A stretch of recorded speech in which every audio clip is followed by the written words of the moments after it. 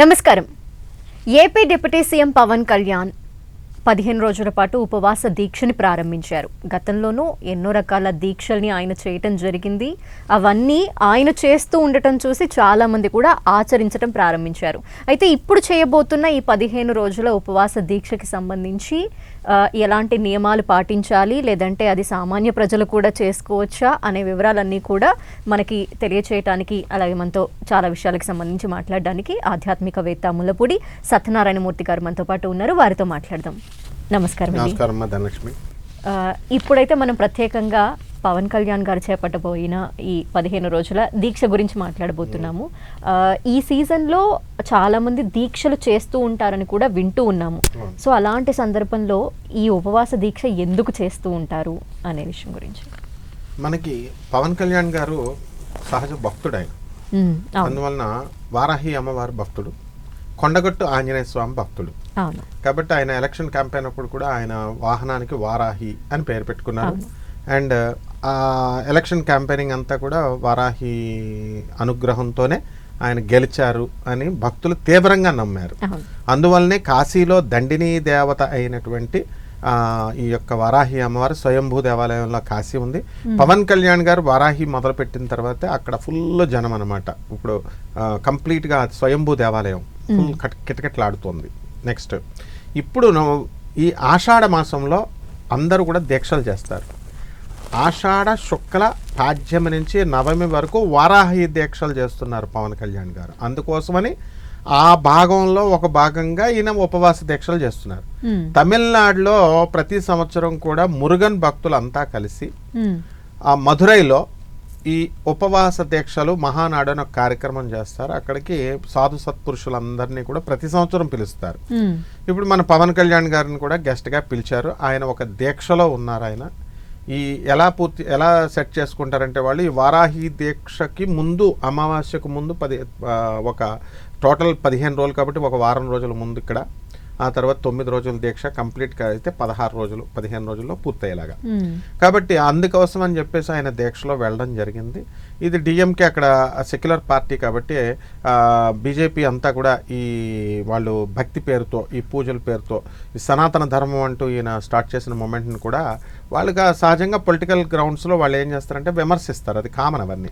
So వాళ్ళ party రావాలని, BJP రాకూడదని ఇలా వాళ్ళు, అందువలన వీళ్ళంతా బీజేపీ పార్టీ ఆడేటటువంటి డ్రామాలో ఒక భాగంగా మన పవన్ కళ్యాణ్ గారు దీక్షలు చేస్తున్నారు, ఈ హిందుత్వాన్ని ఇలా ప్రోత్సహిస్తున్నారు అన్నట్టు చెప్పారు. కానీ ఇదేంటంటే ఆయన మహాభక్తుడు ఆయన పవన్ కళ్యాణ్ గారు.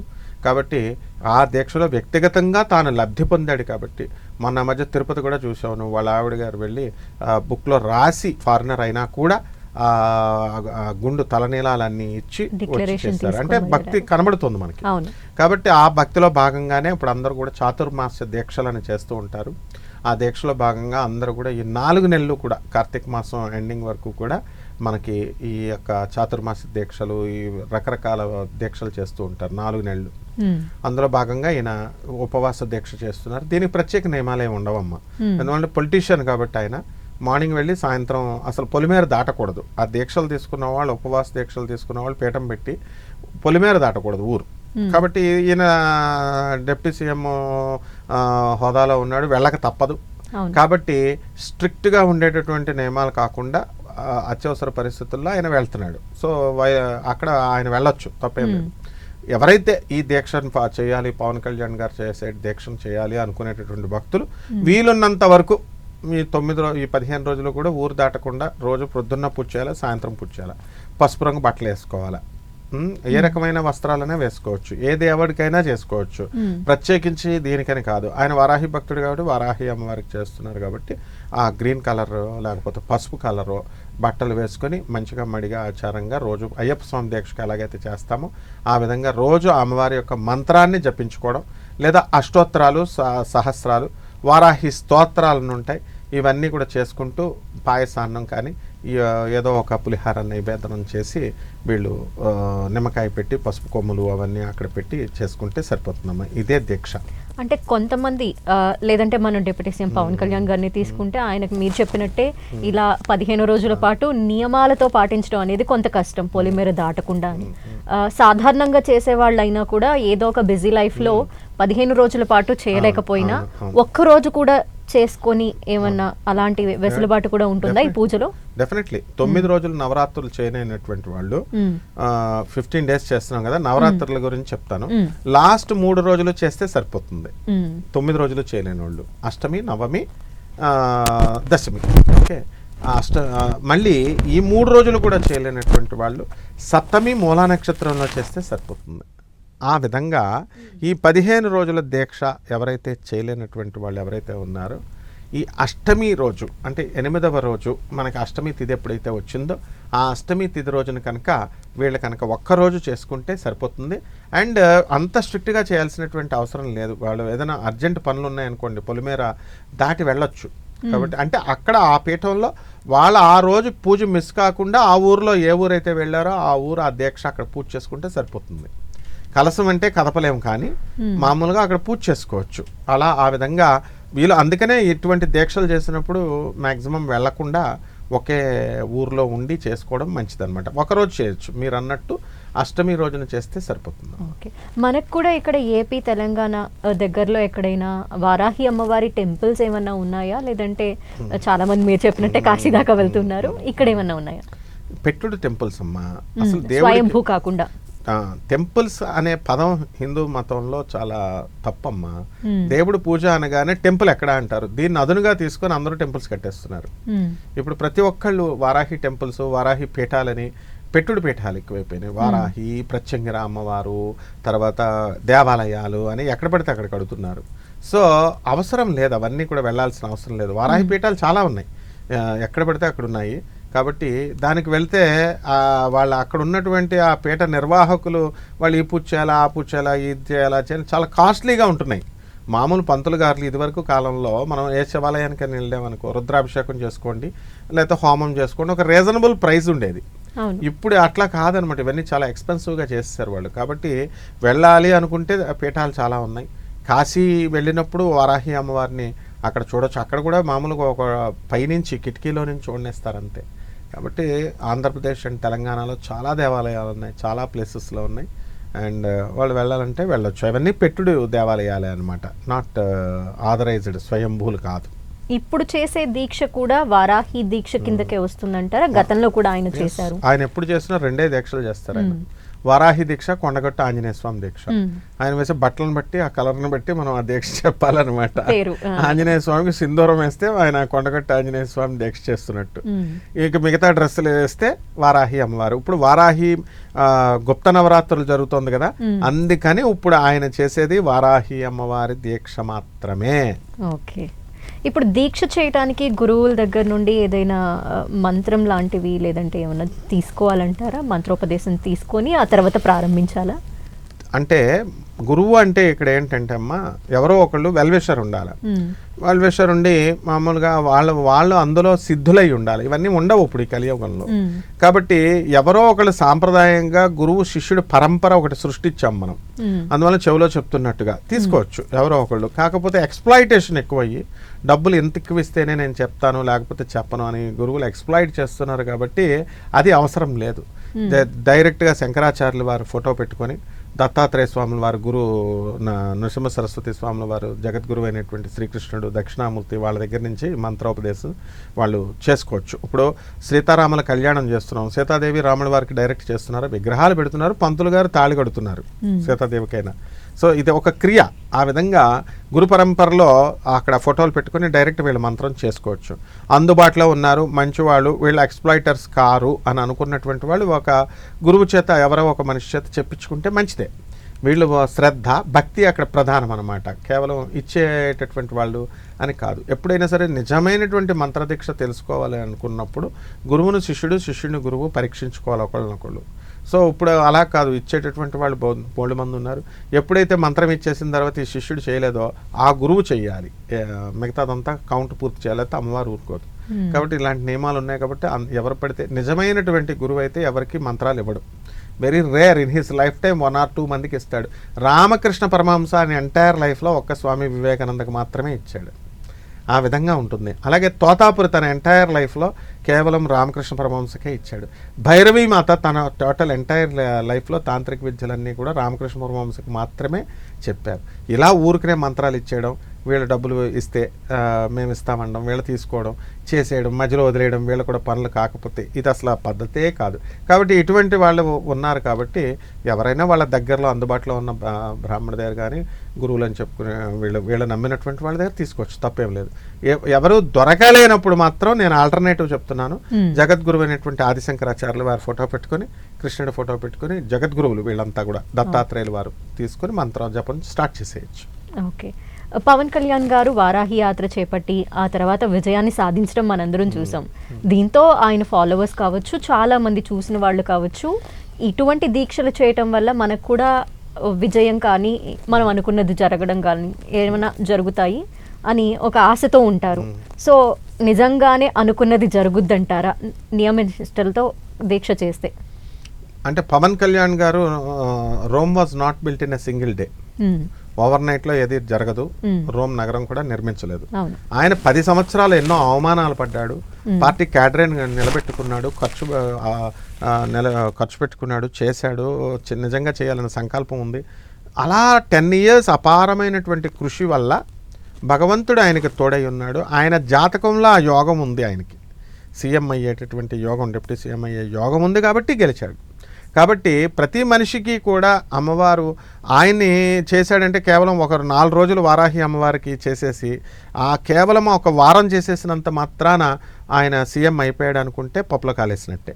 కాబట్టి డెఫినెట్గా మనము ఏమండి మరి అమ్మవారు ఇవ్వదా అండి అంటే ఇచ్చే కెపాసిటీ ఆమెకు ఉంది, తీసుకునే కెపాసిటీ మనకు లేదు. కాబట్టి ఎవరైతే పురుష ప్రయత్నం చేస్తూ హార్డ్ వర్క్ చేస్తూ అమ్మవారి యొక్క అనుగ్రహంతో మనం అమ్మవారి పూజలు చేస్తే తప్పకుండా ఆ అమ్మవారు మనకి ఏ కోరికనైనా, ఎంత లెవెల్ కోరికనైనా ఇవ్వగలదు. కానీ ఆమె తలుచుకోవాలి, మనం కాదు. మనిషి ఏమనుకుంటాడంటే గ్రీడీ ఉంటుంది. అందువల్ల గ్రీడ్ వల్ల ఈ కోరికలు తీరాలా, ఆ కోరికలు తీరాలా అంటారు. అన్నీ తీరకపోయినా ఆమె తలుచుకుంటే అన్ని కోరికలు తీర్చగలదు. మనిషి మనం చేసుకునే సాధనను బట్టి ఉంటుంది. నేను ముందే చెప్పినట్టుగా పేదవాళ్ళకి సేవ చేయాలి, అనాథ పిల్లలకి సేవ చేయాలి, వికలాంగులకి, తర్వాత సాధువులకి సహాయం చేస్తూ help the poor, help the needy పాలసీలో వెళ్తే ఈ సాధన చేసుకుంటే గ్యారంటీ ఎంత కష్టమైన పని అయినా వాళ్ళు సక్సెస్ అవుతారు. కొన్ని దీక్షల్ని ఆడవాళ్ళు చేయకూడదు అని అంటూ ఉంటారు. దీనికి ఏమైనా నియమాలు ఉంటాయా? వారాహి దీక్షల్ని ఆడవాళ్ళు మగవాళ్ళు అనే తేడా లేకుండా చేసుకోవచ్చు అంటారా? ఎవరైనా చేసుకోవచ్చు. భవానీ దీక్ష చేస్తున్నాం, ఆడవాళ్ళు అందరూ చేస్తున్నారు కదా. మెన్స్ట్రల్ సైకిల్ ప్రాబ్లం వస్తుంది కాబట్టి ఆ మెన్స్ట్రల్ టైంలో మనము పీరియడ్స్లో చేయకూడదు, అడ్డొస్తుందని అంటాం. దానికి తగిన జాగ్రత్తలు తీసుకొని ఎవరైతే ముందు 9 రోజులే కాబట్టి ఆ పీరియడ్స్ని చూసుకొని చేసుకోవచ్చు. ఆడవాళ్ళు చేసుకోవచ్చు, మగవాళ్ళు చేసుకోవచ్చు. కానీ ఈ పీరియడ్స్ టైంలో మాత్రం చేయకూడదు. అందువల్ల అది జాగ్రత్తగా పీరియడ్స్ మొనోప్లాజం స్టేజ్కి వచ్చినటువంటి వాళ్ళు, చిన్నపిల్లలు వాళ్ళు చేసుకోవచ్చు. ఈ మామూలు ఏజ్లో ఉన్నటువంటి వాళ్ళు మాత్రం మెన్స్ట్రల్ సైకిల్లో పీరియడ్స్ లేకుండా జాగ్రత్తలు తీసుకొని చేసుకుంటే అందరూ చేసుకోవచ్చు అమ్మ. ఇప్పుడు ఉపవాస దీక్ష అంటున్నారు. ఉపవాస దీక్ష అంటే ఏం తినకుండా అనేది అందరికీ తెలిసింది కాబట్టి ఇది కూడా ఒక రూలే, అంటే దేవుడికి దగ్గరగా ఉండటం అనే దానితో పాటు. సో ఏం తినొచ్చు, ఏం తినకూడదు, ఈ 15 రోజుల పాటు ఎలా ఉండాలి? సాత్వికమైన ఆహారం తీసుకోవాలి. అంటే only vegetables, only fruits and only ఆకుకూరలు, పప్పు దినుసులు ఇలాంటివే. అంటే అది కూడా లిమిటెడ్ ఫుడ్. ఇప్పుడు అయ్యప్ప స్వామి దీక్షలో నువ్వు చాలా మందిని చూడు, వాళ్ళు లిమిటెడ్ ఫుడ్ అనేటటువంటి దాటేసి ఫుల్ హెవీ ఫుడ్ తింటారు. వాళ్ళు మధ్యాహ్నం దీక్షకు అందరూ పిలుస్తారు, రకరకాల ఐటమ్స్ వండుకుంటారు, సుష్టిగా భోజనం చేస్తారు. సాయంత్రం టైము, మార్నింగ్ టైం కూడా ఎంప్టీ స్టమక్ ఉండాలి అన్నారు. ఎంప్టీ స్టమక్ ఉండాలి అంటే ఎందుకు? అసలు ఉత్తప్పుడే అప్పుడే కాదు, దీక్షప్పుడే కాదు, ఉపవాస దీక్షప్పుడే కాదు, మనిషి మానవుడు ఎప్పుడు కూడా 4 పార్ట్స్, క్వాడ్రంట్స్, 4 క్వాడ్రంట్స్ కింద మనం తినాల్సి వస్తే 3 క్వాడ్రంట్స్ తిని 1 క్వాడ్రంట్ ఎప్పుడు ఎంప్టీగా ఉంచాలి స్టమక్ని, ఎప్పుడు 1 టైం తిన్నా సరే. అండ్ అందుకనే నైట్ టైం ఇంకా లైట్ ఫుడ్ తీసుకోవాలి, హాఫే తినాలి అని చెప్పారు. కాబట్టి ఆ అన్ని వెజిటబుల్స్ని, అన్ని ఫ్రూట్స్ని వీళ్ళు తినొచ్చు. అండ్ హెవీ ఫుడ్ ఈ 9 రోజులు తినకూడదు. మార్నింగ్ ఏదో లైట్గా ఏదో తిన్నాము, బ్రతకడానికి తిన్నాము అన్నట్టుగా తినాలి తప్ప తినడం కోసమే మనం బ్రతుకుతున్నాము అనే లెవెల్లో తినకూడదు. ఇప్పుడు పవన్ కళ్యాణ్ గారైనా ఆయన దీక్షలో తినకుండా చేయరు కదా, తింటారు, మధ్యాహ్నం భోజనం చేస్తారు. సాయంత్రం టిఫిన్ చేస్తారు. అంతేగాని కఠోర దీక్షతో 15 రోజులు ఆయన ఎవ్వరూ ఏమీ వితౌట్ వాటర్ కానీ వితౌట్ ఫుడ్ కానీ ఎవరు ఉండరు. లిమిటెడ్ ఫుడ్ తీసుకుంటారు. అలాగే లిమిటెడ్ ఫుడ్, వెజిటేరియన్ ఫుడ్ తీసుకుంటే సరిపోతుందమ్మా, అదే నియమం. ఓకే. అలాగే నేల మీద పడుకోవటం అని, చెడు మాట్లాడకూడదని, ఇటువంటివి కూడా కొన్ని నియమాలు ఉంటాయి. సో ఏది పడితే అది చేసేస్తూ దీక్ష అని చెప్పకూడదు కాబట్టి ఈ దీక్షలో ఎలా ఉండాలి? ఈ దీక్షలో ఏది పడితే వాళ్ళు చెడు మాట్లాడడము, నువ్వు అన్నట్టుగా చెడు ఆలోచించడం ఇలాంటివన్నీ చేయకూడదు. అది ఏ దీక్షకైనా చేయకూడదు. అది చేస్తే మనకే నష్టము. ఆ తర్వాత ఈ చెడ్డ పనులు చేయకూడదు, కపట ఆలోచనలు చేయకూడదు, హిపోక్రైట్స్గా ఉండకూడదు, మనల్ని మనం మోసం చేసుకుంటూ. నెంబర్ 1. నెంబర్ 2, నేల మీద పడుకుంటే మంచిదే. కానీ నడువు నొప్పులు ఇలాంటి వాళ్ళు ఉంటారు. అటువంటి వాళ్ళు బెడ్ మీద పడుకోకూడదు అని అనుకుంటే దాని మీద బెడ్ మీద పడుకోవచ్చు. అంటే చేంజ్ చేసి వీళ్ళనంత వరకు టేబుల్స్ వేసుకోవడమో, లేకపోతే వాళ్ళ వీళ్ళని బట్టి బెడ్స్ కుదిరిన వాళ్ళు నేల మీద పడుకుంటే మంచిది. Next, food limitations, vegetarian food. ఆ తర్వాత అబద్ధాలు ఆడకూడదు. ఇట్లాంటివన్నీ ఉన్నాయి. మరి అవన్నీ మనము ఇదైతే అయినప్పుడు మడి ఆచారాలు మనం వీలునంతలో పాటించాలి. ఇవన్నీ ఆచరిస్తే మాత్రమే అప్పుడే సిద్ధవుతుంది. అలా కాకుండా ఏదో క్యాజువల్గా మనం ముందు ముఖ్యంగా శ్రద్ధ, భక్తి ఉండాలి. అది లేకుండా ఊరికనే క్యాజువల్గా నేను చేసేస్తున్నాను అని చేసేస్తే సరిపోదు. నాకు అమ్మవారు డెఫినెట్గా ఆప్టిమిస్టిక్గా ఉండాలి. నాకు తప్పకుండా అమ్మవారు ఇస్తుంది, నేను తప్పకుండా నేను చేయగలను అనే నమ్మకం ఉండాలి. ఆ పూజ చేసే పూజ మీద, దీక్ష మీద గౌరవం ఉండాలి. ఇవన్నీ ఉన్నప్పుడే సక్సెస్ వస్తుందమ్మా. అయితే మన తెలుగు రాష్ట్రాల వరకు చూస్తే అయ్యప్ప దీక్షలు కానీ, భవానీ దీక్షలు కానీ చేపట్టేవారు చాలా మంది ఉంటారు. ఇవి మనకు బాగా తెలిసినవి. కానీ కొంత పవన్ కళ్యాణ్ గారు ఈ వారాహి అమ్మవారి దీక్ష స్టార్ట్ చేసిన దగ్గర నుండి ఈ దీక్షని కూడా ఎక్కువగా తీసుకుంటున్నారు అనేది ఏమన్నా మీకు ఐడియా ఉందంటారా? దీనిపైన ఏమంటారు? ఇంకా అప్పుడే రాదు. అయ్యప్ప దీక్ష వచ్చినప్పుడు ముమ్మరంగా మన వాళ్ళంతా కూడా ఆంధ్ర, తెలంగాణ నుంచి కంప్లీట్గా అయ్యప్ప స్వామికి వెళ్తుంటే దానికి చెక్ పెట్టడానికి రాచకొండ కామేశ్వర శర్మ గారని నేను స్టూడెంట్ ఏజ్లో ఉన్నప్పుడు మా బెజవాడ కనకదుర్గమ్మ దేవస్థానంలోనే స్టార్ట్ చేశారు. స్టార్ట్ చేస్తే అంతా ఎర్ర బట్టలు వేసుకోవడము, ఆడవాళ్ళు మగవాళ్ళు అందరూ ముసలి వాళ్ళు వేసుకోవచ్చు. భవానీ జై భవానీ, జై జై భవానీ అంటూ same on par with Ayyappa Swami దీక్షల్లాగా ఈక్వల్గా చేశారు. మంచి ఫేమస్ అయింది. ఆ తర్వాత దేవస్థానానికి వాళ్ళకి గొడవలు అయ్యి అతనికి నా కళ్ళ ముందే జరిగినాయి అవన్నీ. దేవస్థానం వాళ్ళు సపరేట్ దీక్ష పెట్టుకున్నారు, ఈయన కిందకు వచ్చి పెట్టుకున్నాడు హోమాలు చేసుకోవడం. అంటే ఆ విధంగా భవానీ దీక్ష 2 పార్ట్స్ కింద అయిపోయి ఓకే దేవస్థానం కంటిన్యూ చేసుకుంటూ వస్తుంది. వాళ్ళ దీక్షలు వేసుకున్న వాళ్ళు, కుదిరిన వాళ్ళు బెజవాడ వస్తారు. అలా దాన్ని చూసి శివుడి దీక్ష అని వచ్చింది, శివ దీక్ష అని. అలాగే హనుమాన్ దీక్ష, ఆంజనేయ స్వామి దీక్ష, సాయిబాబా దీక్ష అని రకరకాలు వచ్చింది. అవే స్టాండ్ కాలేకపోయింది, అంత మెజారిటీని తెచ్చుకోలేకపోయారు. ఒకటే ఏంటంటే భవానీ దీక్ష కాకుండా దుర్గా దీక్ష అని ఇంకొక ఏరియాలో మనకి మహారాష్ట్రలో మళ్ళీ దుర్గా దీక్ష అని ఉంది. రకరకాల దీక్షలు ఉన్నాయి. ఇంకా పవన్ కళ్యాణ్ గారు మొన్నే స్టార్ట్ చేశారు కాబట్టి ఇది వారాహి దీక్ష కొంతమంది వేస్తున్నారు. అండ్ డెఫినెట్గా ఫ్యూచర్లో ఇది భవానీ దీక్షలాగా ఆయన కనుక సీరియస్గా కనుక చేస్తున్నట్లయితే భవానీ దీక్షలాగా ట్రాన్స్ఫార్మ్ అయ్యి రూపాంతరం చెందడానికి అవకాశాలు ఉన్నాయమ్మా. ఓకే. అంటే మిగిలిన దీక్షలకి ఈ దీక్షకి ఏదైనా తేడా ఉందంటారా?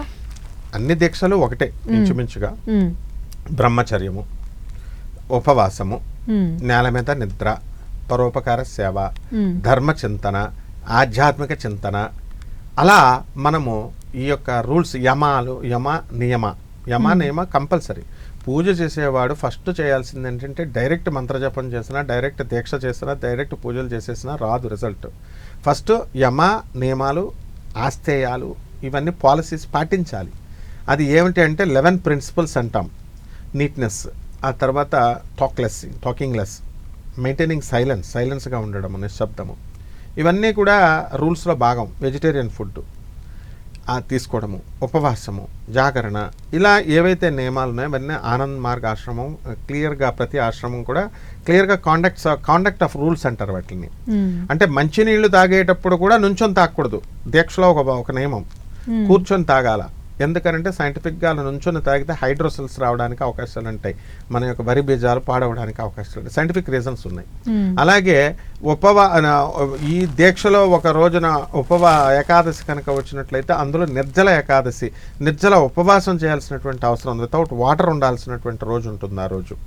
అలాగే స్నానం చేసేటప్పుడు కూడా ఈ దీక్షలో ఒక నియమం ఉంది, ఎవరికి తెలియదండి, అది సైంటిఫిక్గా తెలుసుకోవాలి. ఇప్పుడు ఒక చిమ్నీ ఉంది, ఆ చిమ్నీ మీద బాగా మండుతుంది, నీళ్లు పడింది అనుకోండి, ఎక్కడ పడితే అక్కడ క్రాక్ వచ్చేస్తుంది అది. ఎందుకంటే temperature of this chimney high, బాగా వేడయి ఉంది, వాటర్ టెంపరేచర్ తక్కువ ఉంది, ఇది రెండు వెళ్ళినప్పుడు ఈక్వల్ అవ్వలేదు ఇంకాను, అది ఎక్స్ట్రీమ్ హై, ఇది లో, కాబట్టి పగిలిపోతుంది. ఆ విధంగా మన బాడీలో ఒక టెంపరేచర్ ఉంటుంది, ఆ టెంపరేచర్ దగ్గర కంటే కూడా నాభి దగ్గర చాలా ఎక్కువగా ఉంటుంది మనకి డైజెషన్ పవర్, అదంతా అక్కడ జరుగుతుంది కాబట్టి, అగ్ని అక్కడ, మణిపూరక చక్రం అక్కడ ఉంది కాబట్టి. సో ఫస్ట్ స్నానం చేసినప్పుడు చాలామంది నెత్తి మీద వేసుకుంటారు, భుజాల మీద వేసుకుంటారు, అలా వేసుకోకూడదు. ఫస్ట్ బాడీ బొడ్డు మీద వేసుకోవాలి. వేసుకున్నప్పుడు ఆ టెంపరేచర్ని డౌన్ చేస్తుంది, మొత్తం టోటల్ బాడీ అంతా కూడా సేమ్ టెంపరేచర్ యూనిఫామ్ అయ్యేలాగా చేస్తుంది. సో అప్పుడు మిగతా స్నానం పూర్తి చేస్తాం. ఇది నియమాల్లో ఒక భాగం కూడా. సో ఎవరైతే వారాహి దీక్షలు చేయాలనుకుంటున్నారో నిజంగా అటువంటి వాళ్ళు ఈ నియమాలన్నీ కూడా కంపల్సరీ వాళ్ళు తెలుసుకోవాలి. తెలుసుకొని చేసుకుంటే ఎక్కువ రిజల్ట్స్ వస్తాయి. Okay, thank you so much గురువు గారు. అంటే ఇప్పుడు పవన్ కళ్యాణ్ గారు ఉపవాస దీక్ష అనగానే చాలా మంది ఫాలో అయ్యే వాళ్ళు ఉంటారు. అయితే దాని గురించి తెలుసుకొని చేయటం అనేది చాలా మంచిది. సో మీ ద్వారా ఈ ఉపవాస దీక్షల గురించి, వారాహి అమ్మవారి దీక్ష గురించి కూడా తెలుసుకునే ప్రయత్నం అయితే చేసాము. చాలా మంది తెలుసుకొని ఉంటారు. ధన్యవాదాలండి. ధన్యవాదాలు. ఇది ఇవాల్టి ప్రత్యేక కార్యక్రమం. చూస్తూనే ఉండండి 10 TV.